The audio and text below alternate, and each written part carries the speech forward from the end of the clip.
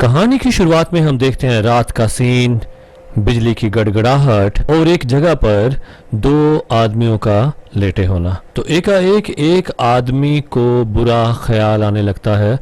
उसकी जैसे नींद से आंख खुलती है तो उसे डर सा लगता है और वो जब थोड़ा सा उठकर सामने देखता है तो उसे एक साया नजर आता है। हालांकि वो टोपी और कपड़े होते हैं, उसे लग रहा होता है कि जैसे कोई भूत प्रेत उसके सामने खड़ा है। 2-3 बार डरने के बाद जब उसे एहसास होता है कि अरे वो तो वैसे ही डर रहा था, ये तो सिर्फ कपड़े ही हैं, तो वो हिम्मत करके वहां जाता है और सीधा वहां से टोपी को उतारता है। तो उसी के साथ ही वो फिर नींद से जागता है और उसे लगता है कि वो ख्वाब देख रहा था जिसमें उसने एक चुड़ैल को देखा। और फिर वो दूसरी तरफ मुंह करता है तो वही चुड़ैल उसके साथ बैठी होती है। और जब उसे भागने की कोशिश करता है तो अगले ही पल पानी के ऊपर बने एक ऐसे जाल के ऊपर खड़ा होता है जहां से बचने के लिए कोई जगह नहीं होती। वहां खड़े भी वो एकाएक डरने लग जाता है और अगले ही पल वो एक चर्च में पहुंचता है जहां उसे फिर वही साया दिखाई देता है। उससे बचते बचाते वो इधर उधर भागता है तो आखिर में वही चुड़ैल उसके पीछे खड़ी होती है और उस पर हमला कर देती है। एकदम से अचानक फिर वो अपनी नींद से जागता है और अपने दोस्त को उठाता है। और जब वो अपने दोस्त के चेहरे से चादर को उठाता है तो देखता है दोस्त के भी चाकू लगा हुआ है, वो मर चुका है। पर जब वो अपने दोस्त के लिए जोर जोर से चिल्ला रहा होता है तो दोस्त एकदम से उठता है और उसे डांटने लग जाता है कि क्या तुम मुझे सोने भी नहीं देते। वो फिर हैरान हो जाता है और उसका सर चकराने लगता है। इसके बाद हम देखते हैं कि रेसिंग ट्रैक का सीन, जहां पर एक व्यक्ति एक रेसर से कह रहा होता है कि इस बार तुम्हें टक्कर देने के लिए कोई नया लड़का लेकर आया हूं। तो कहता है कि शायद मैं इससे हार जाऊं पर मैं इसको पूरी टक्कर दूंगा और पूरी कोशिश करूंगा। तो इसके बाद रेस शुरू होती है और दोनों खिलाड़ी रेस को एक बैटल की तरह लेते हैं और जिसमें आखिर में जीत टो की होती है और जिससे अपसेट होकर पहले वाला चैंपियन उससे लड़ने आ जाता है, जिस पर उनका कोच बीच में आकर बचाव करता है। लड़ाई बंद करने के लिए उसकी मां को दिया गया वचन याद करवाता है। तीसरे सीन में हम देखते हैं एक स्कूल का दृश्य जहां बच्चों की एडमिशन्स हो रही होती हैं, नए नए बच्चे स्कूल में आ रहे होते हैं और एक लेडी आकर अपने कुलीग से पूछती है कि बच्चों का मनोरंजन करने वालों को क्या तुमने बुलाया था। तो एकदम से हम देखते हैं दो जुजू आ जाते हैं जिनको देखकर सभी हंसने लग जाते हैं, पर जैसे वो अपनी गन निकालते हैं और शॉट करते हैं तो सभी डर के भागने लग जाते हैं। बाहर खड़ी पुलिस भी साइड पे खड़ी होकर ये सारा तमाशा देख रही होती है जैसे वो भी इनसे डर रही हो। पर जब यहाँ से वो लूट कर भागने लगते हैं उनके गैंग की एक लड़की वहां गिर जाती है और हेल्प के लिए दूसरे साथियों को आवाज लगाती है कि मुझे यहाँ अकेला छोड़ के मत जाओ, पर बाकी के सारे साथी उसे वहीं अकेला छोड़कर चले जाते हैं। अगले सीन में हम देखते हैं कि टो अपने दोस्त के पास जाता है और उसे वो लिफाफा देने के लिए कहता है, पर उसका दोस्त उससे पूछता है कि तू इतना परेशान क्यों है, क्या तू हार गया। तो टो कहता है तुझे पता है ना मैं कौन हूँ, पर कुछ लोग अपनी हार को कबूल ही नहीं करते। खैर तेरे पास जो मेरा लिफाफा है वो मुझे दे दे। तो उसका दोस्त बोलता है ठीक है ये लिफाफा लो और मैंने तुम्हारी ट्रेन की टिकट भी बुक करा दी है, वो मुझे फर्स्ट क्लास की नहीं मिली और मुझे सेकंड क्लास की करानी पड़ी। और थोड़ी देर के लिए मुझे अपना बाइक दो, मैंने कहीं जाना है और तुम दुकान पर रुको, मैं थोड़ी देर में आया। और फिर हम देखते हैं वो लुटेरे लूट का माल लेकर तेजी से अपनी गाड़ी में जा रहे होते हैं। तो ड्राइवर उनसे पूछता है कि बॉस आज हमने कितना माल लूटा। तो इस पर जो बॉस होता है वो चिढ़ जाता है, वो कहते हैं तू अपने गाड़ी चलाने में ध्यान रख। इस पर वो ड्राइवर चिढ़ जाता है और बॉस से उलझने लगता है और वो सड़क पर जा रही एक चलती फिरती दुकान के साथ वो एक्सीडेंट कर देता है और उसके आगे वो दो लोगों को अपनी गाड़ी के नीचे दे देता है। पर यहाँ क्लियर नहीं होता कि वो दो कौन लोग थे जिसको उसने अपनी गाड़ी के नीचे रोन दिया था और उनकी मौत हो गई थी। उसके बाद उनके पीछे पुलिस लग जाती है तो हड़बड़ाहट में वो अपनी वैन एक दुकान के अंदर घुसा देते हैं जहां टो बैठा होता है और काफी जख्मी हो जाता है। और जैसे ही वो टो को किडनैप करके ले जाना चाहते हैं तो टो उनको चकमा देकर भागने की कोशिश करता है, पर नजदीक के रेलवे स्टेशन में वो उसको पकड़ लेते हैं और उसको कहते हैं कि तुम्हें हमने इसलिए पकड़ा है ताकि तुम हमें पुलिस से बचा सको, तुम्हें ढाल बनाकर हम पुलिस से बचेंगे और अगर तुमने भागने की कोशिश की तो तुम्हारा गेम बजा डालेंगे। फिर आखिर में वही लड़का अपने दोस्त से पूछता है क्या तुम्हें भी कुछ महसूस हो रहा है जो मुझे महसूस हो रहा है? तो वो टकला कहता है कि मेरे अभी इतने बुरे दिन नहीं आए कि जो तुम्हें महसूस हो मुझे भी हो, और हाँ दिन में भूत नहीं आते। और जब वो वहाँ से जाने लगते हैं तो एकदम से उस ट्रेन की साथ वाली खिड़की जोर से नीचे गिरा और वो टो को किडनैप करके ट्रेन से उस शहर को छोड़ने का प्रोग्राम बनाते हैं और वो रेलवे स्टेशन पहुंच जाते हैं। तो यहाँ हम इस पात्र का नाम रख लेते हैं दिनेश। तो वहाँ दिनेश को दोबारा से फिर वही आत्माएं दिखने लग जाती हैं जिनको देखकर वो काफ़ी परेशान हो जाता है और अपने बॉस को वहाँ बुलाता है ये सब बताने के लिए। पर जैसे बॉस उसकी तरफ देखता है तो उसको यकीन हो जाता है कि बॉस मेरी कही बात पर यकीन नहीं करेगा और उसे कहता है कुछ नहीं आपको बताने का कोई फायदा नहीं। इसके बाद वो सारे ट्रेन के अंदर घुस जाते हैं और ट्रेन का दरवाज़ा बंद कर देते हैं। इस पर बॉस टो को पक्का करता है कि अगर वो किसी परेशानी में नहीं आना चाहता तो यहाँ से भागने की कोशिश वो ना करे। दोबारा से फिर वो चारों लुटेरे एक जगह इकट्ठा होते हैं और बॉस अपना प्लान बताता है कि शहर से बाहर जाकर हम सारे अलग अलग हो जाएंगे। इस पर जो उनका ड्राइवर होता है जो एक तरह से थर्ड जेंडर होता है वो कहता है बॉस आप कुछ भूल रहे हैं। तो बॉस कहता है हाँ ठीक है, हम पैसे आपस में बराबर बांट कर एक दूसरे से अलग हो जाएंगे। पर उन चारों को अभी ये नहीं पता होता कि टो के साथ उन्होंने क्या करना है, इसको मारना है या छोड़ना है। तो एकदम से दिनेश फिर कुछ महसूस करने लगता है और सभी से पूछता है क्या आप लोगों को यहाँ कुछ अजीब फील नहीं हो रहा क्या? और इसके बाद ट्रेन चल पड़ती है और टो उनको बोलता है कि मुझे तुम्हारे पैसे नहीं चाहिए, मुझे तुम जाने दो। इस पर सारे हंसने लग जाते हैं कि तुम्हें पैसे देने किसने हैं, तुम तो अपनी जान की खैर मनाओ। तो इतने में पीछे से कोई हलचल होती है और जब वो देखने जाते हैं तो यहाँ ज्वाइन करती है उनकी 5वीं दोस्त जो वहाँ एनकाउंटर में फंस गई थी। तो सारे कहते हैं कि हमने खुद देखा था कि तुम्हें गोली लगी है, तुम बच कैसे गई? तो वो अपनी बुलेट प्रूफ जैकेट दिखाती है और वहाँ की पुलिस का तो आपको पता ही था। तो सभी पूछते हैं तुम्हें हमारे ठिकाने का कैसे पता चला? तो वो कहती है कि ये ट्रेन मेरे घर को जाती है इसलिए मैंने तो यही आना था और तुम भी सारे यहीं से ही जा रहे थे। लड़की का नाम होता है झोल और जैसे ही वो टोह को देखती है तो उसके पास जाकर बात करती है और अपनी इंट्रोडक्शन देती है, उसका नाम पूछती है और बॉस से पूछती है क्या तुम इसको मार दोगे? तो बॉस कहता है अभी मैंने इसके बारे में कुछ नहीं सोचा। तो एकाएक दिनेश कहने लगता है कि क्या तुम्हें ये आवाजें आ रही हैं? तो उनका टकला फ्रेंड कहता है कि हाँ वहाँ तो पार्टी चल रही है। तो वो जैसे ही अगली बोगी में जाते हैं तो वहाँ बहुत अच्छी पार्टी चल रही होती है जिसको वो खूब एंजॉय करते हैं। फिर वो अगली और बोगी में जाते हैं, जैसे उन्हें पता चलता है कि वहाँ और लैविश अरेंजमेंट्स हुए हैं तो वो कहते हैं कि हमने क्रूज शिप तो देखी थी, क्रूज ट्रेन पहली बार देखी है। तो उससे अगली बोगी में जाते हैं जहां होटल टाइप कमरे होते हैं जिसको देखकर वो बहुत अट्रैक्ट हो जाते हैं। तो वहां एक बहुत ही खूबसूरत सी लड़की बाहर निकलती है और उनको एक्सक्यूज मी कहती है जिसको देखकर वो बहुत हैरान हो जाते हैं। वहां से वापस अपने डिब्बे में आकर वो एक फैसला करते हैं कि हम ये ट्रेन लूटेंगे क्योंकि इसमें बहुत सारे अमीर रिच पर्सन्स यहाँ आए हुए हैं और अच्छी खासी कमाई हमें यहाँ से हो सकती है। तो बॉस कहता है मेरे पास एक प्लान है, झोल यहाँ पर टो के पास रुकेगी और हम सभी वहाँ पर जाएंगे ट्रेन को लूटने के लिए। और जब वो सारे चले जाते हैं तो झोल टो के पास जाती है और कहती है क्या बात है तुम गाने नहीं सुन रहे, क्या रिकॉर्डर खराब है? तो वो कहता है कि इसमें अजीब सी आवाज़ें आ रही हैं। तो सच में ही उसमें कुछ ना कुछ अजीब सी आवाज़ें उसे सुनाई दे रही होती हैं। झोल पूछती है कि टो क्या तुम यहाँ से भागना चाहते हो? तो टो कहता है अगर मैं यहाँ से भागा तो वो लोग तुम्हें मार देंगे, पर मैं इस डिब्बे से निकलना चाहता हूँ क्योंकि मुझे यहाँ पर घुटन होती है। और फिर हम देखते हैं बॉस और उसके 3 साथी वेटर्स बनकर पार्टी में शामिल हो जाते हैं और वो एक एक करके सभी से पूछते हैं क्या आपको ड्रिंक चाहिए, क्या आपको ड्रिंक चाहिए, पर कोई भी उनकी तरफ ध्यान तक नहीं देता।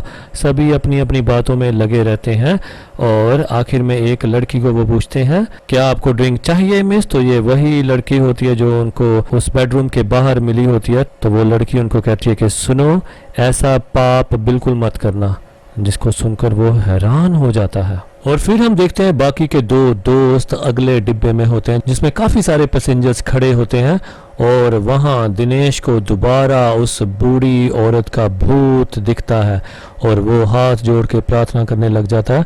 इस पर उसका वो मोटा दोस्त कहता है अरे भगवान इस चोरी में तुम्हारी मदद नहीं करेंगे, उनसे प्रेयर मत करो। तो वो दिनेश कहता है मुझे वही भूत दोबारा दिखा। तो वो दोबारा उस ट्रेन के अंदर देखता है तो वहाँ कोई नहीं होता, जिससे वो चैन की सांस लेता है। और इसके बाद वो उस डिब्बे में सभी पैसेंजर्स के बीच में निकलता हुआ एक सीट पर जाकर बैठ जाता है और परेशानी में अपने नाक, आंखों और माथे के ऊपर आए पसीने को रगड़ कर साफ करने लगता है। फिर एकदम से उसे वही बूढ़ी औरत उस ट्रेन की ऊपर वाली सीट पे बैठी देखती है जिसके हाथ में एक बड़ा सा खंजर होता है। उससे डर कर वो उन पैसेंजर्स के बीच में से हड़बड़ाहट में भागता हुआ आगे जाता है और एकदम से सीट के नीचे से उस बूढ़ी औरत का हाथ उसको खींच लेता है और वो अपने आप को एक बहुत ही बड़ी बंद पड़ी हुई फैक्ट्री में पाता है, जहां वो देखता है दूर एक बूढ़ी औरत एक बड़ा सा चाकू लेकर उसकी तरफ बढ़ रही है। तो एकदम से झोल उसको पीछे से पकड़ती है और उसको बोलती है तुमने मुझे वहां अकेला छोड़ दिया था ना। पर वो उसको कस के पकड़ी रखती है। इतने में वो बूढ़ी औरत आती है और उसके सीने में वो शुरू कर देती है और एकदम से सीन चेंज हो जाता है। दिनेश, जिसका इस फिल्म में नाम म्यूद है, वो दोबारा अपने उसी मोटू दोस्त के पास खड़ा होता है और डर से कांप रहा होता है। तो ये देखकर उसका मोटा दोस्त उसे बहुत गुस्से होता है। कहते मैं जानता हूँ चर्च की आदत ने तुम्हारा भेजा खराब कर दिया, तुम्हें कुछ नहीं पता चलता कि तुम कहाँ पर हो। इस पे म्यूद बोलता है जो मैंने देखा वो तुमने नहीं देखा। तो मोटू कहता है ठीक है, मैं अभी तुम्हें बॉस के पास लेकर जाता हूँ, वही तुम्हारा कुछ करेंगे। उधर बॉस अपने चोरी के प्लान में कुछ चेंजेस लेकर आता है। वो कहता है कि ये चोरी पॉसिबल नहीं है, अब दूसरे प्लान में हमें झोल की मदद लेनी पड़ेगी।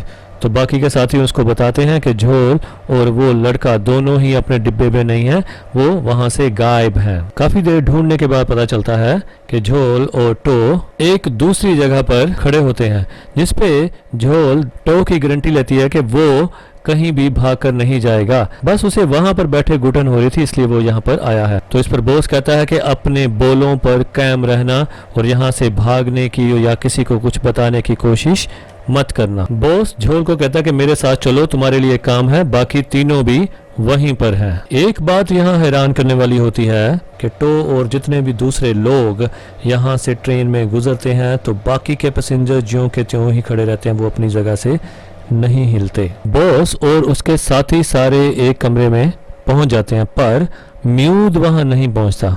तो वो आइडिया लगाता है कि शायद वो कहीं नशा करने गया होगा। उधर म्यूद किसी वॉशरूम में होता है पर वहां देखता है कि पानी नहीं है, पर एकदम उसको शीशे में से किसी की परछाई दिखाई देती है और उस डिब्बे में लगे ट्रांसपेरेंट शीशे में भी उसको किसी की परछाई नजर आती है और अपनी वो रिवॉल्वर उसके ऊपर तान देता है, पर वो परछाई वहां से गायब हो जाती है।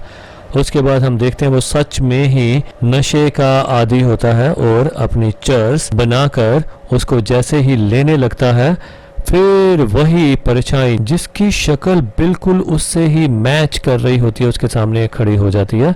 हड़बड़ाहट में जब वो सारा सामान उठाकर वहां से भागने लगता है, देखता है कि सामने कोई परछाई नहीं होती और वो चिल्लाकर बोलता है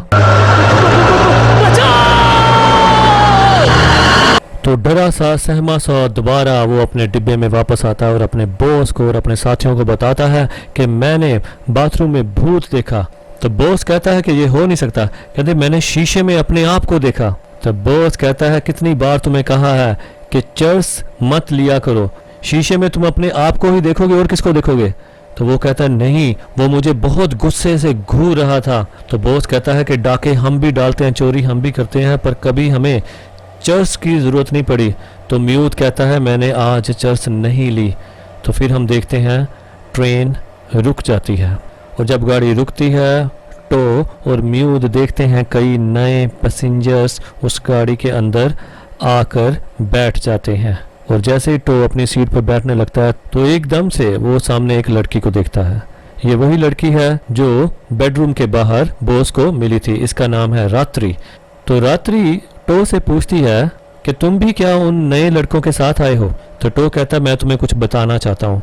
जैसे ही टो कुछ बताने के लिए अपना मुंह खोलता है तो पीछे बैठी झोल उसको एकदम से याद करवा देती है कि शायद तुम कुछ भूल रहे हो कि तुमने कहीं भी अपना मुंह नहीं खोलना। यहाँ रात्रि फिर उनको कहती है कि अपने बॉस को ये पाप मत करने दो। तो झोल कहती है कि ये बात तुमने मुझे तो कह दी, मेरे बॉस के सामने ये बात मत करना। तो यहाँ झोल और उसके साथी टो और रात्रि को पकड़कर भी अपने उस डिब्बे में जबरदस्ती ले जाते हैं। यहाँ बॉस सभी को कहता है कि सबसे पहले हम ये ट्रेन लूटेंगे। इस पे म्यूद बोलता है कि हाँ जरूर लूटेंगे, पर यहाँ से भागने का प्लान क्या है?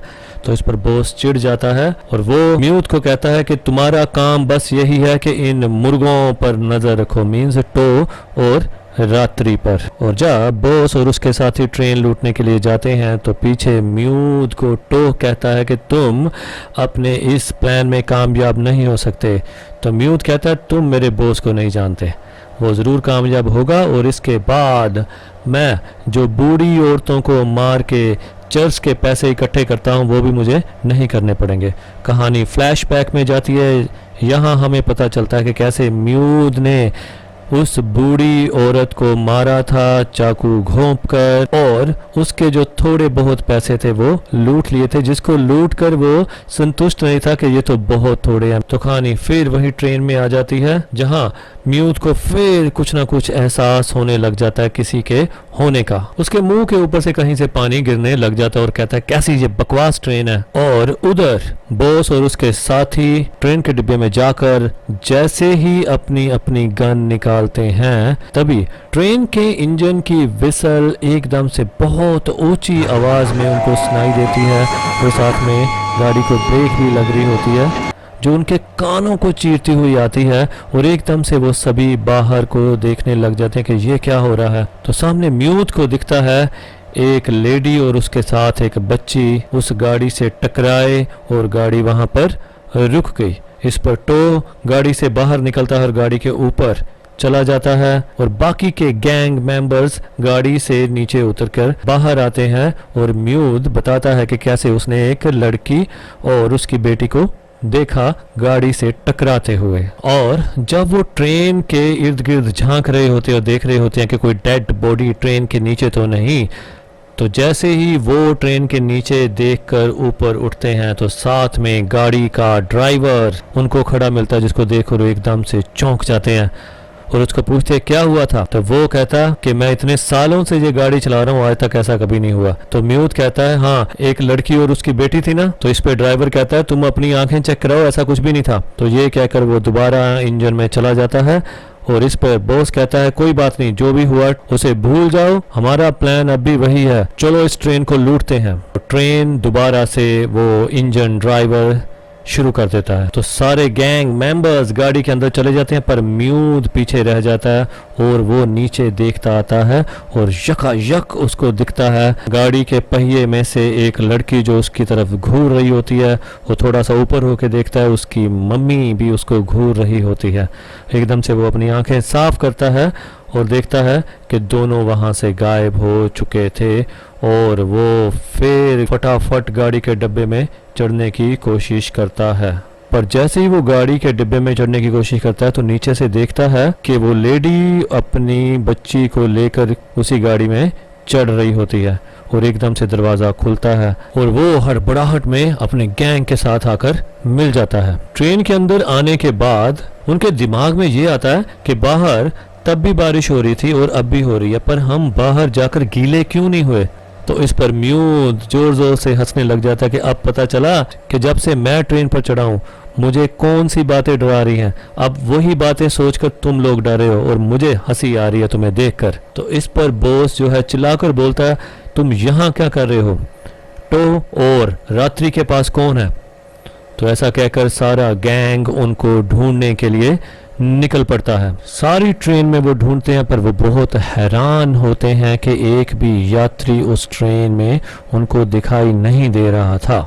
उनको लगा कि शायद वो सारे ही कहीं छिप गए हैं, टो और रात्रि ने सभी को कहीं छिपा लिया है। और झोल जब एक जगह टो को ढूंढने ही वाली होती है, तभी पीछे से आवाज आती है कि यहाँ कोई नहीं है, आओ कहीं और जगह जाकर ढूंढते हैं। तो झोल के जाने के बाद जैसे ही टो दरवाजा खोलने की धीरे से कोशिश करता तो एक रात्रि दरवाजा खोल देती है, जिससे कि टो एकदम से डर जाता है। इस पे म्यूद अपने उस मोटे दोस्त को कहता है कि क्या तुम्हें अजीब नहीं लगता कि एकदम से इतने सारे कबूतर कैसे अलोप हो गए, कहाँ गुम हो गए। तो इस पे मोटा कहता है कि मुझे परवाह नहीं, मुझे तो बस टो और रात्रि को ढूंढना है। और फिर म्यूद अपना वही एक्सपीरियंस अपने उस मोटे दोस्त को सुनाता है कि कहता है जब ट्रेन रुकी थी तो कितनी अजीब सारे वाकया हुए थे।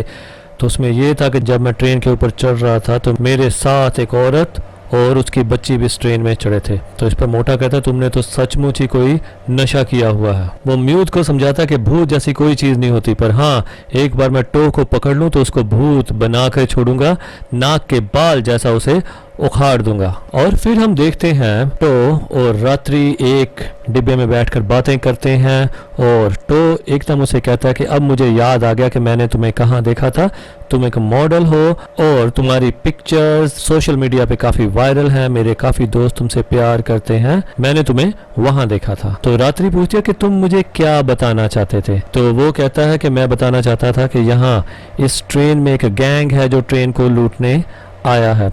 तो रात्रि कहती है कि हाँ मुझे मालूम है वो गैंग है जो ट्रेन को लूटने आया है, मैंने उनकी सारी बातें सुन ली थी, पर ये सब कुछ तुम मुझे ही क्यों बताना चाहते थे।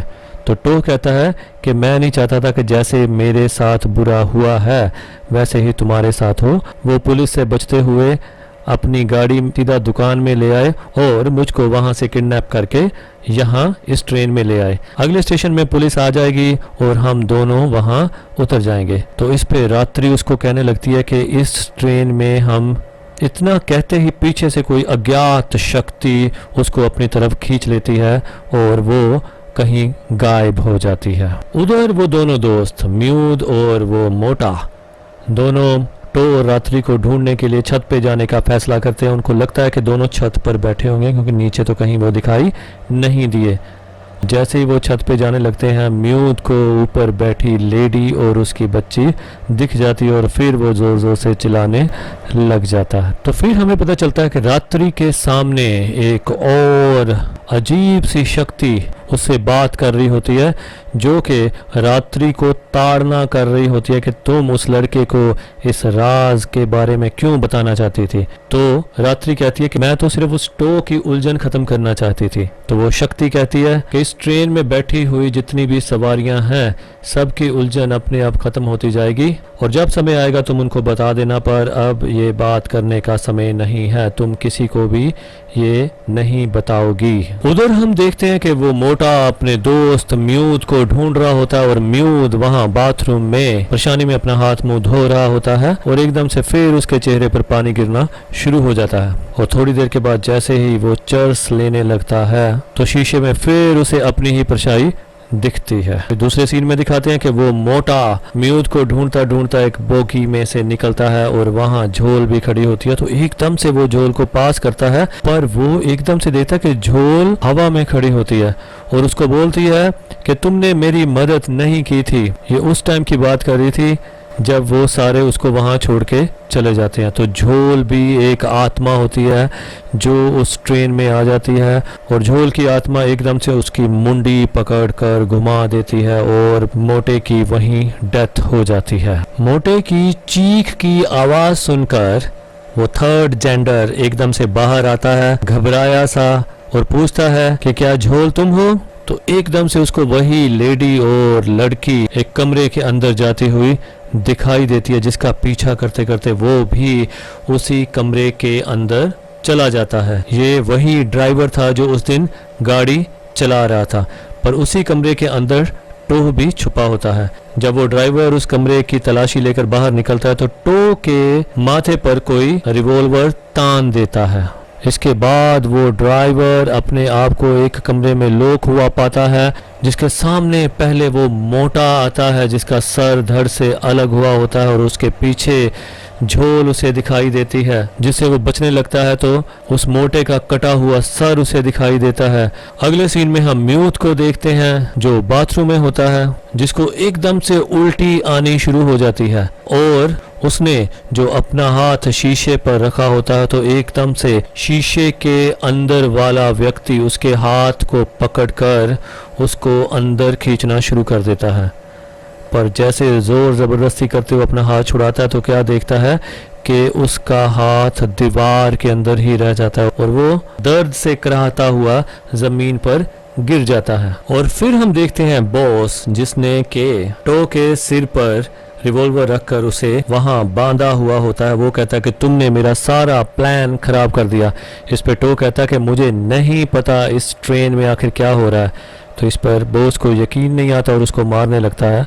इस पर टो एग्रेशन दिखाते हुए उससे लड़ाई शुरू कर देता है, जिसमें पहला पलड़ा बॉस का भारी होता है और उसके बाद टो उसे चारों खाने चित कर देता है। पर आखिर में बॉस के हाथ में रिवॉल्वर आ जाती है और वो गोली चला देता है। पर जैसे रिवॉल्वर की गोली टो के पास पहुंचती है तो रात्रि उसे धक्का देकर वो गोली अपने सीने पर झेल लेती है, पर रात्रि को कोई भी फर्क नहीं पड़ता। फिर एकदम से आसपास सुपरनेचुरल एक्टिविटीज होने लग पड़ती हैं। उधर हम देखते हैं वो ड्राइवर एक अजीब से चक्र में फंसा होता है।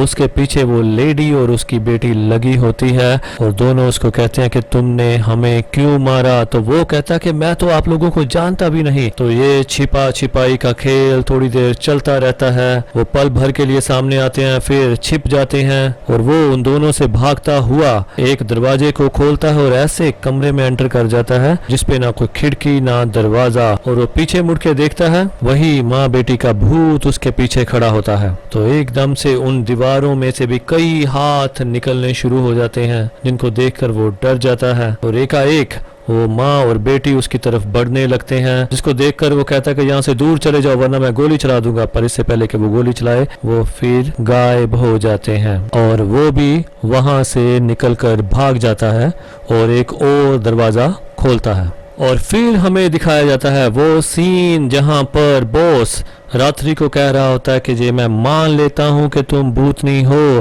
पर मुझे इससे क्या, मुझे भूतों से डर नहीं लगता। यहाँ रात्रि कहती है पर तुम्हें यहाँ एक और बात का नहीं पता, ये ट्रेन किसी को उतारने के लिए नहीं रुकती, सिर्फ लोग इस पर चढ़ सकते हैं। तो ये सुनकर वो बहुत हंसता है और टो को कहता है कि सुना कि ये क्या कह रही है कि ये ट्रेन किसी को उतारने के लिए नहीं रुकेगी, क्या तुम्हें इसकी बात पर विश्वास है? तो टो कहता है कि हाँ मुझे विश्वास है, क्योंकि इस ट्रेन में ऐसी कई घटनाएं हो चुकी हैं जिसके कारण मैं इस पर विश्वास करूंगा। पर इस पर बॉस कहता है मैं तो पहले भी इस ट्रेन से नीचे उतरा था। तो रात्रि कहती है कोई ना कोई विशेष बात जरूर होगी। तो बॉस कहता है मैं ही विशेष हूँ। इस पर एकदम से झोल आती है और उसके हाथ में उस मोटे का सिर कटा हुआ फेंकती है और उसको आकर कहती है कि तुम मेरे साथ चल रहे हो। और यहाँ पर हम देखते हैं ड्राइवर जब बाहर देखता है तो बहुत हैरान हो जाता है कि ये बाहर क्या चल रहा है। फिर हम देखते हैं म्यूट जो कि एक वॉशरूम में बंद है, एकदम से उसको होश आता है और अपने आप को पानी में घिरा हुआ पाता है और वो शीशे से बाहर सबको हेल्प के लिए बुला रहा होता है, पर कोई भी उसकी बात नहीं सुनता। अगले सीन में हम देखते हैं बॉस भी बाहर निकलना चाहता है और उसका ड्राइवर उसे रोक लेता है कि बॉस बाहर मत जाओ। तो इस पर बॉस सलमान खान वाला डायलॉग बोलता है कि एक बार जब मैं कमिटमेंट कर लेता हूं तो मैं अपने आप की भी नहीं सुनता, तुम मुझे क्या रोकोगे। तो जब वो इस डायलॉग के बाद उस ट्रेन का दरवाजा खोलता है तो बाहर देखता है नरक की आग और यहाँ से अगर वो ट्रेन से उतरा तो सीधा उस आग में ही जाकर झुलस जाएगा। तो ये देखकर वो सीधा उस ट्रेन में अंदर वापस आ जाता है। अंदर आते ही हम देखते हैं वहाँ झोल खड़ी होती है। तो उसको देखकर वो कहता है तुम यहाँ क्या कर रही हो, तुम तो मर चुकी हो। तो वो कहती है अगर काय ने मुझे बचाया होता तो मैं यहाँ जिंदा होती। तो काय उसी मोटे आदमी का नाम था। तो बॉस कहता है इसका मतलब तुम भी भूत हो। तो इतना कहकर वो वहां से भाग जाता है और फिर हम देखते हैं उस ड्राइवर को उस शीशे में लेडी और उसकी बच्ची दिखती है, और बच्ची तो उसके हाथ पर हाथ रख के उसे कहती है कि तुम हमारे साथ चलो, और लेडी उसे कहती है कि तुम हमारे साथ नरक में चलो, तुम नरक की अग्नि में जलोगे। तो यहाँ फ्लैशबैक सीन आता है कि शुरू में तेज गाड़ी चलाते हुए उसने अपने गाड़ी के नीचे इन दोनों को रौंद कर मार दिया था। तो यहाँ ये दोनों उस पर हमला कर देते हैं। इससे बचने के लिए वो ट्रेन से बाहर छलांग लगा देता है और सीधा नरक की अग्नि में गिरकर सड़ जाता है, जिस पर हमें ऐसे लगता है कि जैसे इस घटना के बाद उन दोनों आत्माओं को शांति मिल गई हो, मीन्स उनका स्टेशन आ गया हो और वहां से उतर गई हो। फिर आगे हम देखते हैं कि रात्रि टो को समझाने लगती है कि जिन आत्माओं ने अपना शरीर त्याग दिया है केवल वही इस ट्रेन पर चढ़ सकते हैं। इस पर टो कहता है कि मैं अभी मरा नहीं हूँ, मैं जिंदा हूँ, मैंने तो अगले हफ्ते अपनी माँ को भी मिलने जाना है। दूसरे सीन में हम दिखाते हैं कि झोल बॉस के पीछे पड़ी है और कहती है कि तुमने कहा था कि मरने के बाद भी हम इकट्ठे रहेंगे। तो बॉस कहता है कि वो सब मैंने झूठ कहा था। इस पर झोल को बहुत गुस्सा आता है। तो फिर हम देखते हैं उस बोगी में एकाएक बहुत सारी आत्माएं इकट्ठी होनी शुरू हो जाती हैं। तो रात्रि यहाँ एक और साइन के बारे में बताते हुए कहती है कि जिन्होंने ये विश्वास कर लिया होता है कि हम मर चुके हैं उन्हें यहाँ मौजूद सारी आत्माएं दिखने लग जाती हैं। तो इस पर वो कहता है कि मुझे यहाँ कोई आत्मा नहीं दिखती, इसका मतलब मैं जिंदा हूँ। पर एकदम से उसे सारी आत्माएं दिखनी शुरू हो जाती है और उन आत्माओं से एक टिकट चेक करने आता है। वो सभी यात्रियों के हाथों को स्कैन करके उनकी टिकट चेक कर रहा था और सभी यात्रियों के हाथों की रेखाएं गायब हो चुकी थी। और बॉस को फिर अपने तीनों साथी दोबारा दिखाई देते हैं और बॉस को कहते हैं कि चलो बॉस हमारे साथ चलो। तो इस पर बॉस कहता है कि मैं अभी मरा नहीं, तुम जाओ यहाँ से। तो इतने में वो टिकट चेकर भी बॉस के पास आ जाता है और वो कहता है कि मैं यहाँ का टिकट चेकर हूँ, मैं ही डिसाइड करता हूँ कि किस आत्मा का इस ट्रेन से निकलने का समय हो गया है। तो इस पे बॉस कहता है कि तुम सभी पागल हो, मैं तुम लोगों की बातों में आने वाला नहीं। इतना कहकर वो वहाँ से चला जाता है और फिर टिकट चेकर उस गैंग के तीनों सदस्यों की टिकट मांगता है। उसके बाद वो टिकट चेकर टो के भी हाथ को स्कैन करना चाहता है। वो कहता है अगर तुम जीवित हुए तो तुम्हारी हाथों की लाइनें वैसे की वैसी ही होंगी, अगर नहीं तो वो अब तक गायब हो चुकी होंगी। तो टो भी उसे देखकर अपने हाथों की रेखाएं उसके सामने रखता है। इसको देखकर टो बहुत खुश होता है कि मेरी हाथों की रेखाएं तो अभी हैं, इसका मतलब मैं अभी नहीं मरा। तो रात्रि पूछती है कि ये कैसे हो सकता है कि ये बिना मरे इस ट्रेन पे कैसे आ गया। तो इस पर टिकट चेकर कहता है कि जरूर पृथ्वी लोक की कोई ना कोई समस्या इसके जहन में होगी जो इसे शरीर छोड़ने नहीं दे रही। तो इतने में बॉस आ जाता है और रात्रि की कनपट्टी पर गन रख के कहता है कि मैं इसको ले जा रहा हूँ और मैं इस ट्रेन से उतर कर ही दिखाऊंगा, और अगर किसी ने मेरा पीछा करने की कोशिश की तो मैं इसे उड़ा दूंगा। तो टिकट चेकर टो को कहता है अगर तुम रात्रि को वापस नहीं लेकर आए तो इस ट्रेन में मौजूद सभी आत्माओं का भविष्य खतरे में पड़ जाएगा। तो अगले सीन में हम देखते हैं कि बॉस रात्रि को लेकर ट्रेन के डिब्बे के ऊपर से निकलता है। हाँ, यहाँ ये बात कहनी तो जरूर है कि इस फिल्म के ग्राफिक्स मुझे इतने अच्छे नहीं लगे, पर हाँ स्टोरी अच्छी है। तो आगे हम देखते हैं कि टो उन दोनों के सामने आकर खड़ा हो जाता है और कहता है कि तुम इसे नहीं लेकर जा सकते। इस पर बॉस टो के ऊपर गोली चला देता है, पर गोली का असर टो पर नहीं होता। इससे हमें पता चलता है कि टो ने भी मान लिया होता है कि वो मर चुका है, कि वो भी एक आत्मा बन चुका है। तो उसके बाद बॉस रात्रि को धक्का देकर उस गाड़ी से नीचे गिराने लगता है और जिसको कि टो हाथ पकड़कर बचा लेता है। और फिर हम देखते हैं टो और बॉस के बीच में फाइट सीन। ऐसे में बॉस ट्रेन के ड्राइवर के पास पहुंचता है और उसे गाड़ी को रोकने के लिए रिवॉल्वर दिखाता है, पर एकदम से गाड़ी का ड्राइवर भूत में तब्दील हो जाता है, जिसे देखकर वो बहुत ज्यादा डर जाता है और नीचे गिरने लगता है। तभी टो उसका हाथ पकड़ लेता है और उसे बचा लेता है और बॉस जोर जोर से चिल्लाता है कि मुझे नीचे मत गिरने देना, मुझे नीचे मत गिरने देना, पर टो उसे ज्यादा देर तक पकड़ नहीं पाता और बॉस नीचे गिर जाता है। और इसके बाद वही टिकट चेकर उसके सामने प्रकट होता है और टो उससे पूछता क्या होगा अगर मैं रात्रि को नहीं बचा पाया तो। तो टिकट चेकर कहता है कि तुम उसकी चिंता मत करो, क्योंकि रात्रि की भी हाथों की रेखाएं अभी खत्म नहीं हुई थी। मीन्स उसकी भी जिंदगी अभी बाकी थी। तो ये सुनकर टो बहुत हैरान होता है।